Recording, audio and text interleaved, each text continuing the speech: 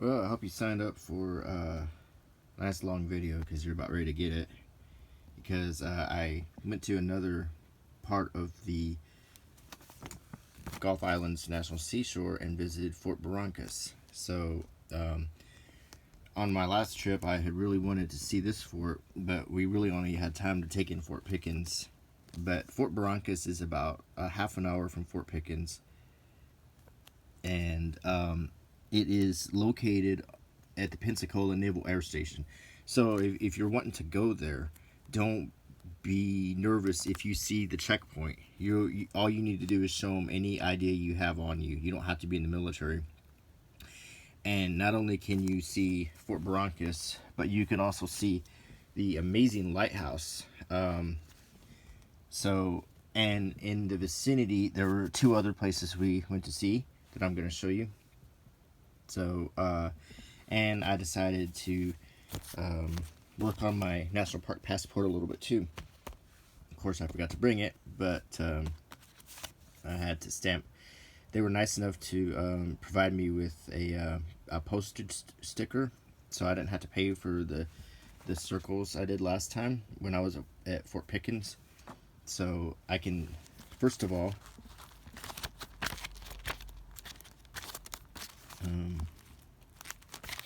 the first thing I want to do is go to the southeast region.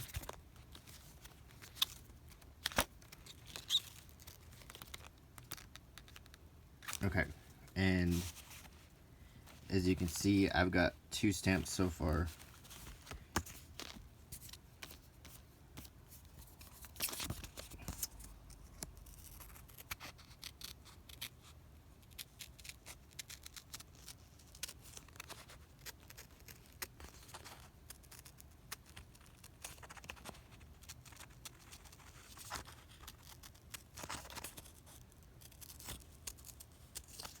I need to really start remembering to bring this book with me, and I always forget.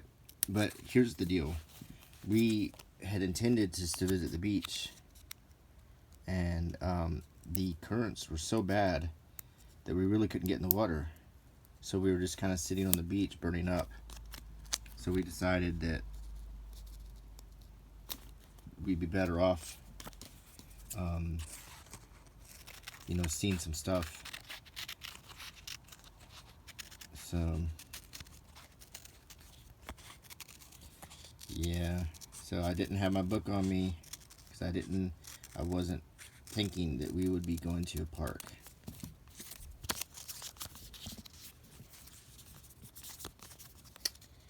Oh well.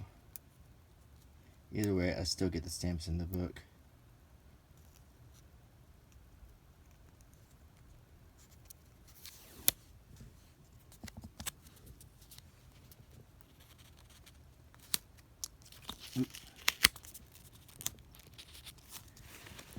Let's move this over.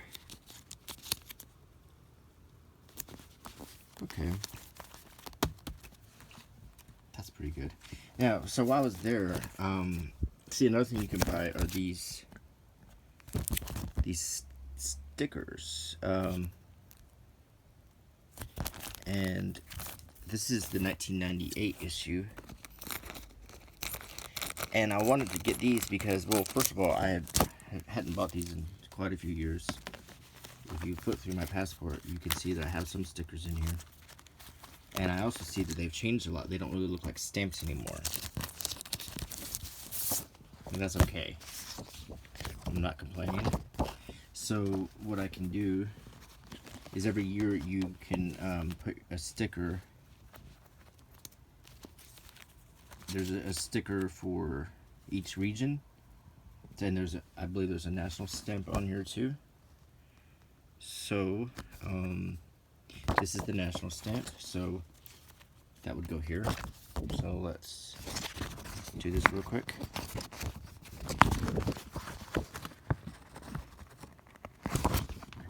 It just tears apart. This is a bit different than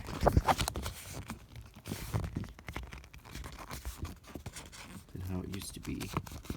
It used to be, as you can see, it used to be a little bit more like a stamp with a mountain and everything.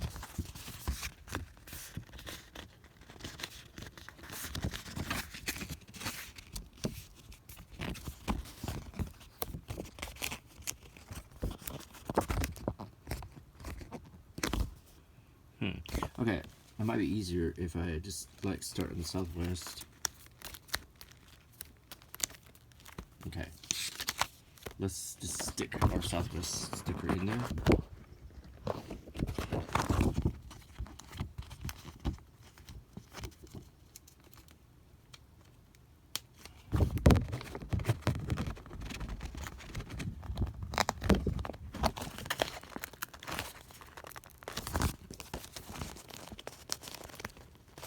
Gosh, I hope I don't tear this.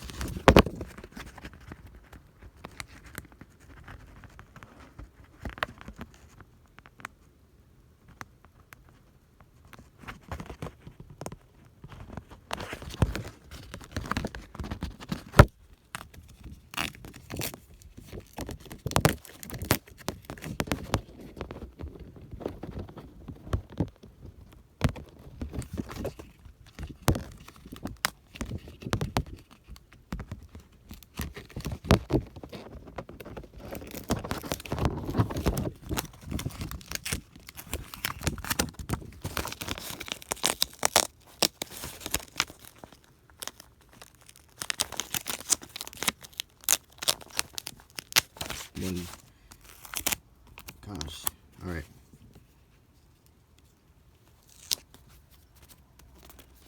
One sticker.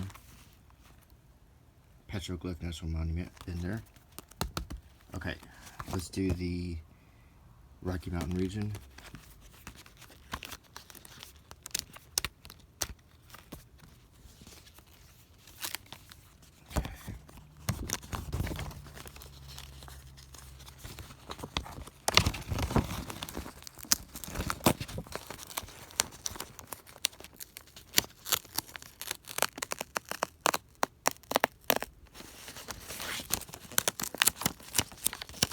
This is not as easy as I thought it would be.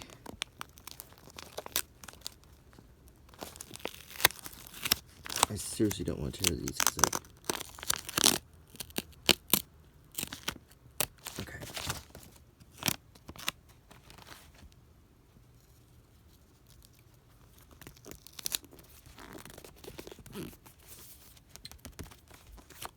Okay. Let's do the western.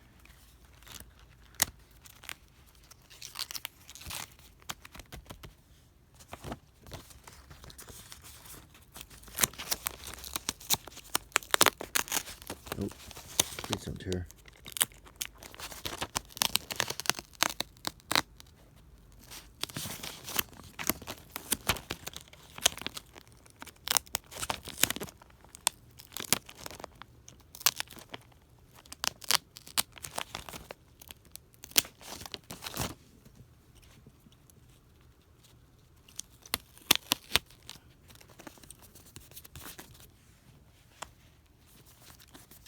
Okay, next let's do the Pacific Northwest.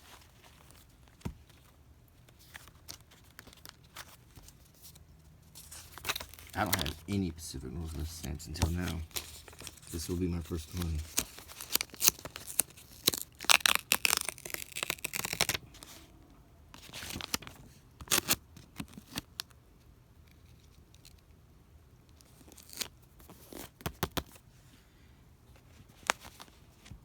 Okay, next, let's do the national stamp.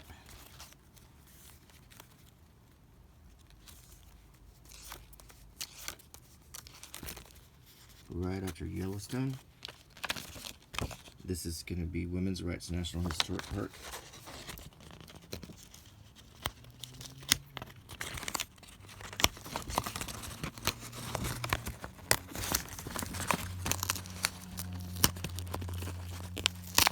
Oh, please don't tear.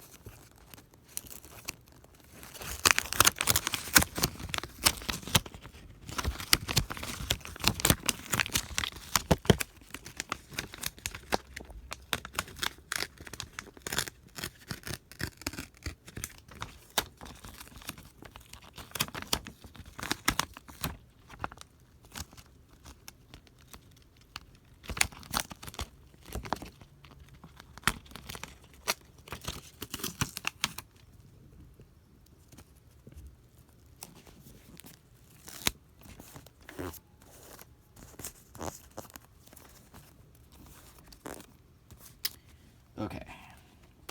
Next. The Midwest.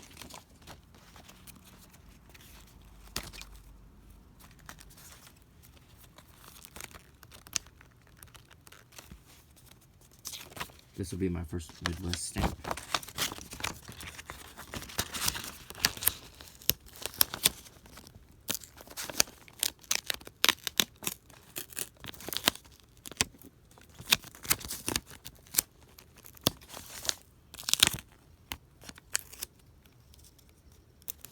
I will say this, they pull out kind of messy, but they do go in pretty good.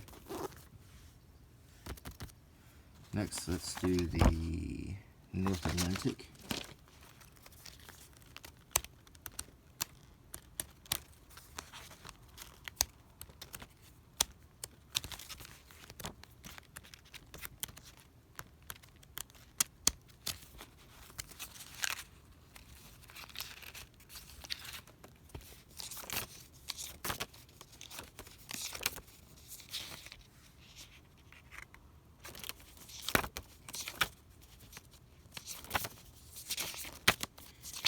This will be my first North Atlantic.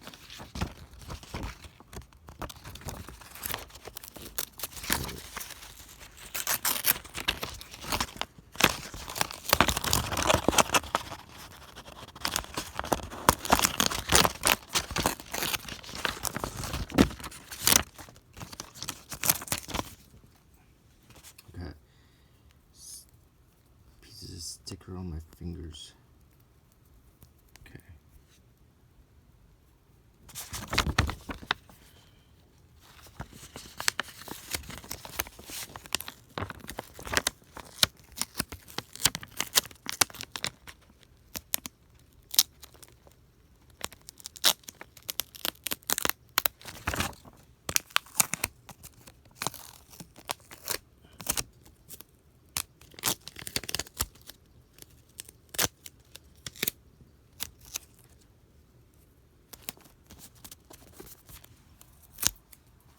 Okay. Next, let's do the Mid-Atlantic. This will be my first Mid-Atlantic.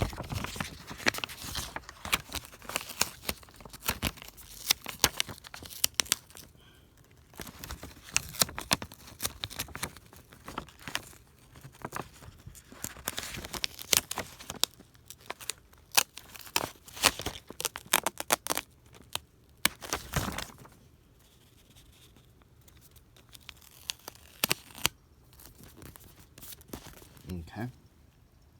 Next, let's do the National Capital Region.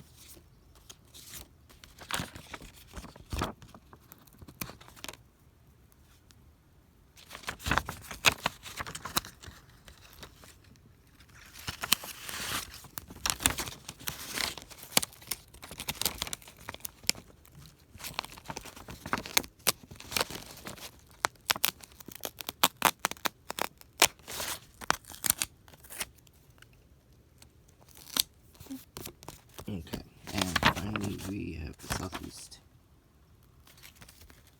which is a place if you watch my channel, you'll know that I visited not that long ago, which is Fort Sumter. That's why I bought this whole pack. It's just for this one stamp.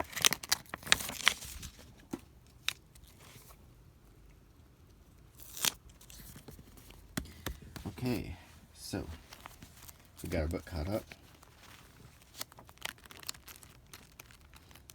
It's getting a lot more colorful in here now. Next, as I said, I went to Fort Barrancas. This is a very cool fort.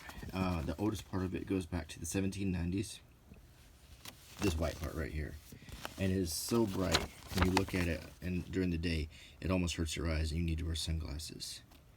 So, that part was built by the Spanish. Here's a little map. It's not very big, but it was a very treacherous fort. Here it shows the moat, and you had to cross this bridge to get into it. These two heavily guarded areas are called scarps. There's an outer scarp and the inner scarp, and when you get in, it's nothing but rifle ports, and it's very. It was a marvel of engineering to look at too. It was really quite neat. Now I didn't, once again, I did not get a chance to see the events without, but I will catch it on our next trip and have more information about it. But I did pick up a brochure, and I'm excited when I do get a chance to see it. I did pick up the book, the Fort Barrancas story, and if you watch my channel, you might notice that it's very similar to the Fort Pickens story book. So this one, of course, covers Fort Barrancas, and it's written by a local author in Pensacola, and it gives you all the information about the construction and the history of the fort using diagrams and pictures from the source. See, the original Spanish part was called Fort San Carlos de Barrancas.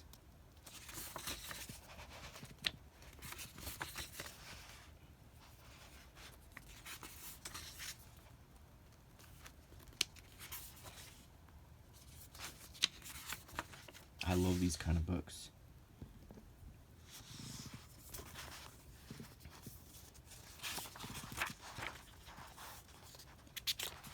Now, Fort Barrancas was evacuated, and the troops all went to Fort Pickens, and the Union troops stayed in Fort Pickens through the course of the Civil War, which is, like I said, it's pretty amazing when you think they were deep down and as deep in the Confederacy as you could have gotten, and they never lost control of that fort. So the Union occupied it, but Fort Barrancas was, the Union troops were driven out of it.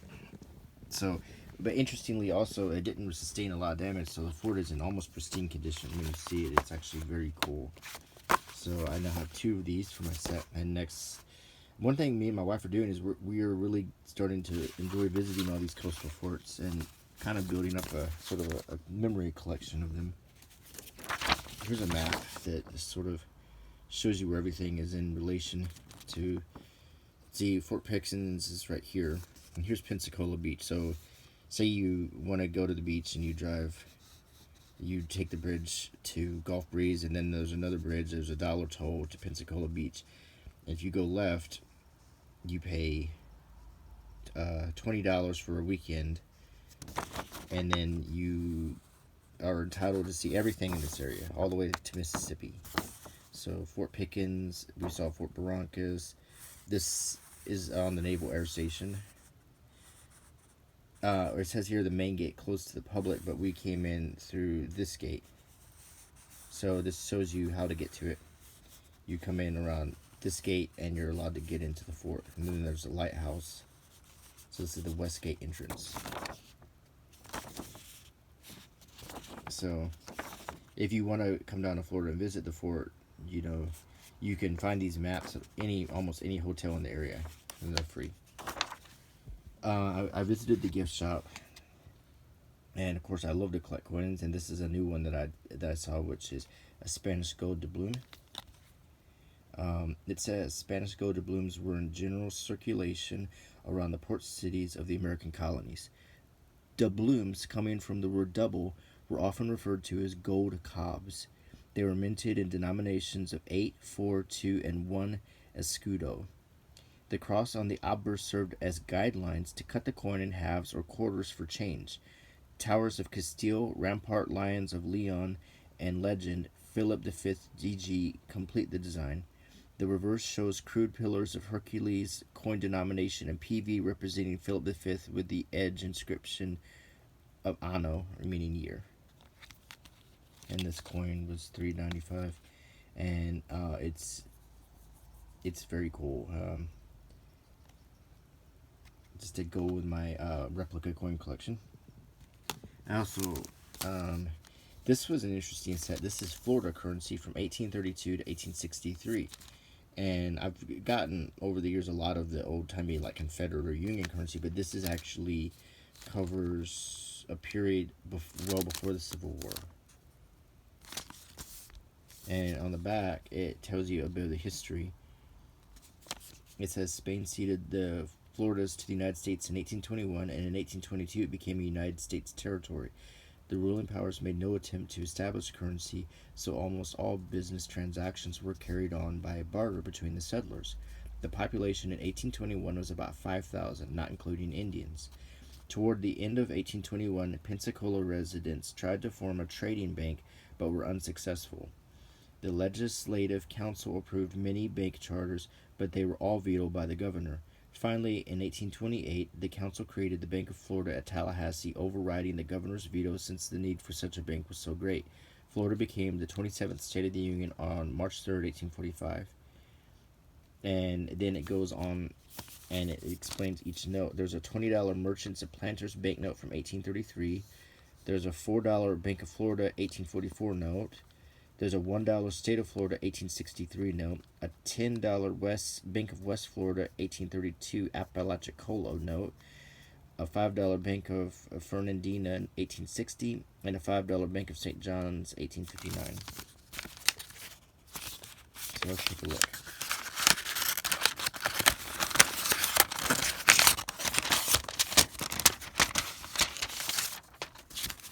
Oh.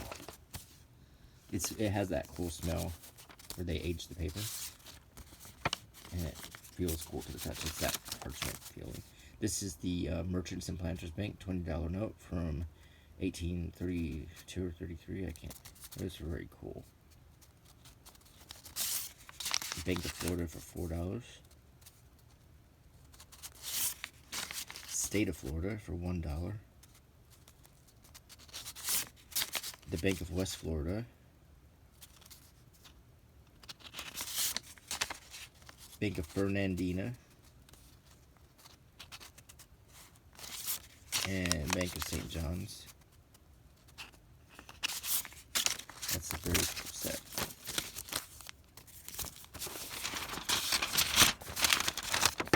Okay. Another thing I got is this Americana 76 Civil War Bullet Identification Guide, and if you watch my videos, you might recognize that at Fort Pickens I found this Confederate set, and these are entirely different sets. So I have two sets of bullets for identification purposes, and like this one, the guidebook is stapled to the back, and I don't have my pocket knife handy. I do have this pair of scissors. I might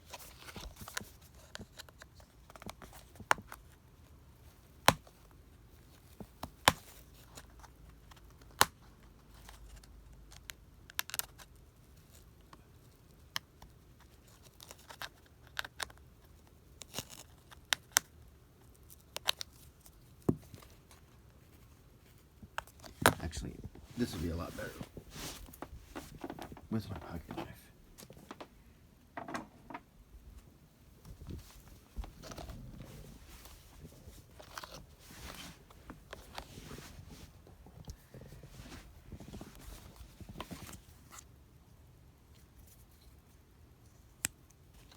Yeah, let's not use that blade. Let's use.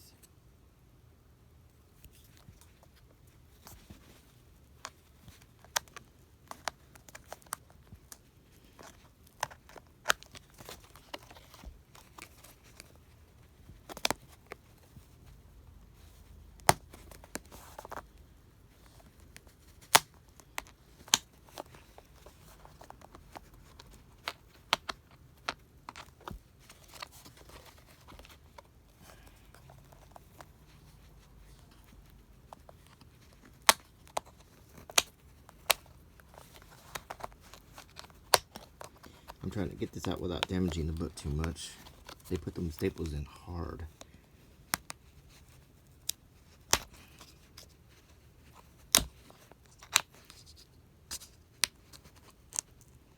Okay. Now let's.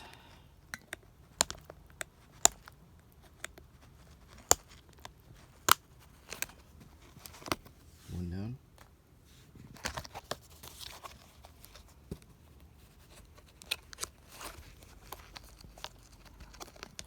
Two down.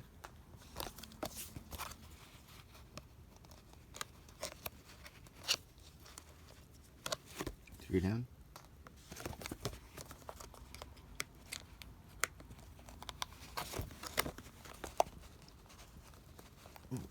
4 down. Okay, so we've detached the book, and let's compare it to the last one. The last one was strictly about Confederate small arms, and this one is just small arms of the Civil War in general.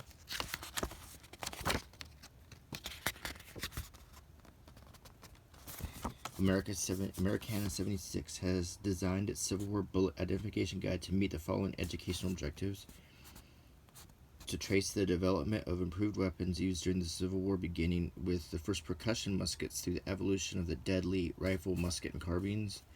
Provide a comparative study guide for several of the more commonly found bullets from the Civil War era. The student can immediately appreciate the logistics and the supply problems experienced by both sides due to the diversity of weapons and ammunition used throughout the course of the war. The horrific carnage inflicted by Americans on Americans during the Civil War can be attributed to 2 basic causes: use of non-jacketed soft-lead bullets and tactics employed by opposing armies. The 1/2 ounce round musket ball used with the 54 caliber and 1 ounce round musket ball used with the 69 caliber muskets gave way to the conical bullet developed by Captain Menet of France. This design improved the spin and therefore the accuracy of the projectile to the point where effective volley ranges were increased from 100 to 300 yards and greater. So it's, and here we see the types of guns. The Colt Navy pistol fired this 36 caliber, a fairly small bullet. The U.S. 1842 musket fired a round 69 caliber ball. The Model 1860 Armory pistol fired a 44 caliber bullet, which is bigger than that 36 caliber. The Springfield 1861 rifle musket fired this 58 caliber bullet right here. The classic right there is the classic Civil War mini ball. This is quite heavy, by the way. The 1855 rifle musket fired this Type 2 58 caliber, and it's slightly different. And then the Richmond Confederate musket fired yet another 58 caliber projectile. The Sharps fired a 52 caliber bullet. The Enfield rifle musket fired this 57 caliber bullet here. Rounds off to 58 caliber. I want to say that the Enfield had a superiority where it could fire both Springfield ammunition and the Confederate ammunition, yet the Union Springfield could only fire the Springfield ammunition. I think the Burnside carbine fired this 54 caliber projectile. So look at all the different sizes, and yeah, interesting. So I have 2 Civil War bullet identification guides, and I'm hoping that on my next trip I'll find yet another one. These are very interesting pieces of history because there's nothing better than being able to look, touch, feel the weight, and this puts it in perspective. Imagine, thousands of these flying through the air. It's pretty amazing. Okay. Next, we went to the Lighthouse in Pensacola, and I was looking for a good book to find, and they didn't have very many in the gift shop, but I did find this one, and it covers all the lighthouses of Pensacola Bay.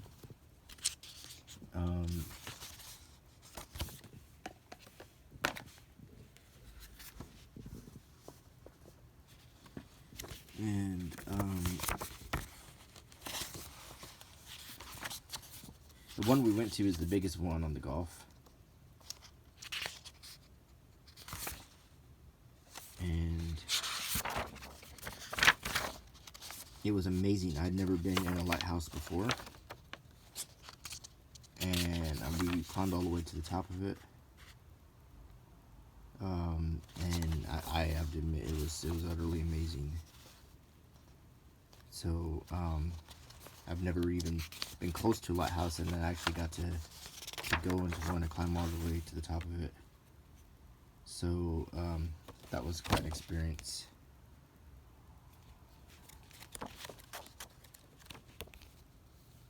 And we went, and also not only was the lighthouse, there was the small museum that showed the living quarters, everything perfectly preserved. Everything. It was amazing. It was a great experience. I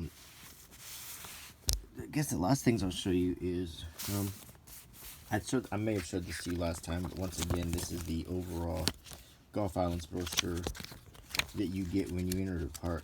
And as you can see, this is a huge park. It extends all the way from Mississippi to Florida. So it covers 3 states. There's a lot to see here. A lot of nature, a lot of history. I highly recommend traveling here and seeing it. You will not be disappointed. So,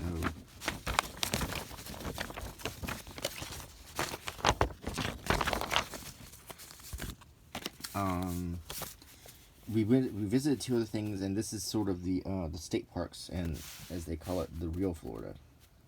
Because when you're in Florida, you really need to take the time to visit the swamps and the wetlands, because you'll see some things that are incredibly fascinating, like pitcher plants. And I mean, pitcher plants alone are just amazing. They're basically plants that, here's a picture of them. They're like little pitchers, and a bug flies in, and there's a little lid that shuts up, and they're like Venus flytraps in a way. And this particular park, Tarleton Bayou Preserve State Park, is full of pitcher plants. So you walk the trails, and there's several, depending on your how much you want to get dirty and how long you want to walk. The shortest one is like a mile, and the longest one is much longer. And you can view all of these plants among other different things, along with the animals and the creatures, and there's alligators. It's really cool. The other one we went to is Big Lagoon State Park, and it is got a beach, and as you can see, there is a lagoon. It's full of alligators. It's very cool, full of wildlife, full of beautiful scenery and birds. It was a great day, a great afternoon of walking and getting sunshine and seeing, as they say, the real Florida.